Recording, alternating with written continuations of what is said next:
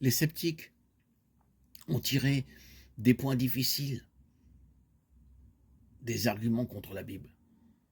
Mais ce sont là, au contraire, des preuves solides de sa divine inspiration. Si elle ne nous disait de Dieu que des choses aisées à comprendre, si l'esprit borné de l'homme pouvait facilement embrasser sa grandeur et sa majesté, la Bible ne porterait pas le sceau indubitable de l'autorité divine. La grandeur même et le mystère des thèmes qui y sont traités devraient nous porter à croire qu'elle est la parole de Dieu.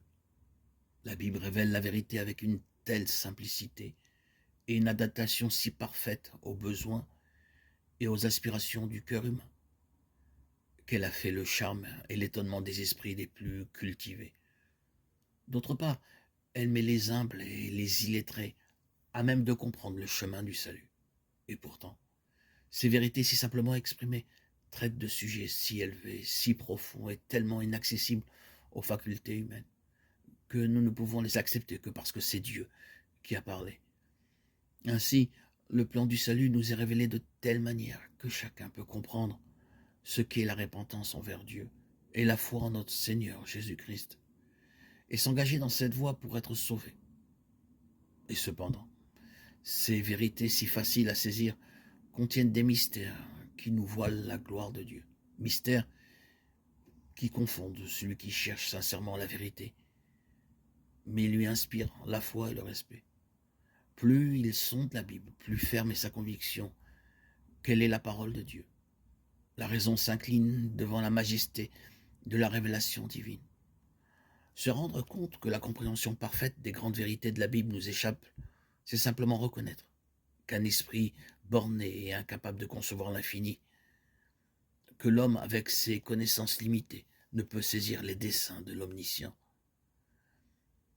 Parce qu'ils n'en peuvent sonder tous les mystères, les sceptiques, les incrédules rejettent la parole de Dieu. Ceux qui professent croire à la Bible ne sont même pas à l'abri de tout danger à cet égard.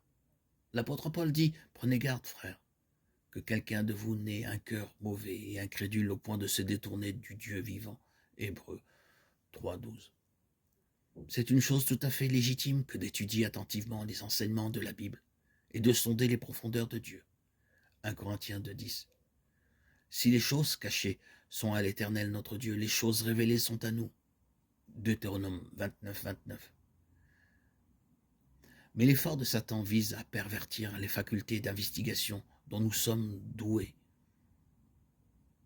À l'étude des vérités de la Bible se mêle un certain orgueil qui pousse à l'impatience ou au dépit quand on ne peut pas en expliquer tous les passages d'une manière satisfaisante. Il est trop humiliant de reconnaître qu'on ne comprend pas les paroles inspirées. On ne consent pas à attendre que Dieu juge à propos de nous révéler sa vérité. On a le sentiment qu'on peut comprendre les Écritures par sa propre sagesse. Et n'y arrivant pas, on est amené à nier virtuellement leur autorité. Il est vrai que bon nombre de théories et de doctrines qui sont généralement considérées comme étant tirées de la Bible n'y trouvent aucun fondement et sont en réalité en opposition avec la teneur générale de ces pages inspirées.